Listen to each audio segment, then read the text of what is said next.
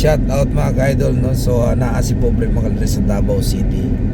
So mo ni ang project ni Tatay Digong Duterte o sa mga Duterte family o Congressman Pulong, Mayor Baste, si President Tatay Digong Duterte, si Vice President Sara Duterte, si Inday Sara Duterte.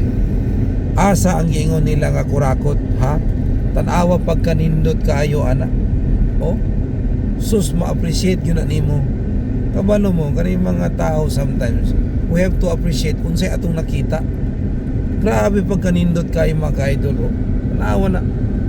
Oh, the best nga maadtuan ninyo diri sa Davao City mga ka-idol, no? Kung moari mo diri sa Skyway Boulevard kani siya nindot jud kay mga ka-idol. So I recommend to sa tanan-tanan para makitaan nyo mga ka-idol. Oh, muna flood control project tanawa nabutang jud sa sakto.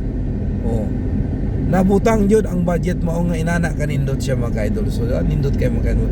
So mag sightseeing diri mga ka-idol, ma-appreciate gyud niyo unsa ang maayo, unsa kanindot, unsa ka beautiful ang lugar diri sa Davao City. Kung inani ang mga proyekto, inani kasakto, di wag gyud problema atong gobyerno kay nabutang man sa saktong proyekto ang budget sa ato ang gobyerno. Ibig sabihin atong mga taxes tanan nabutang jud diri. Kung pila man ka bilyon nga gastos diri, at least na-appreciate nato kay tungod nakita nato mga ka-idol nga nabutang jud sa proyekto ang kwarta. So thank you so much mga ka-idol. God bless. Bye-bye.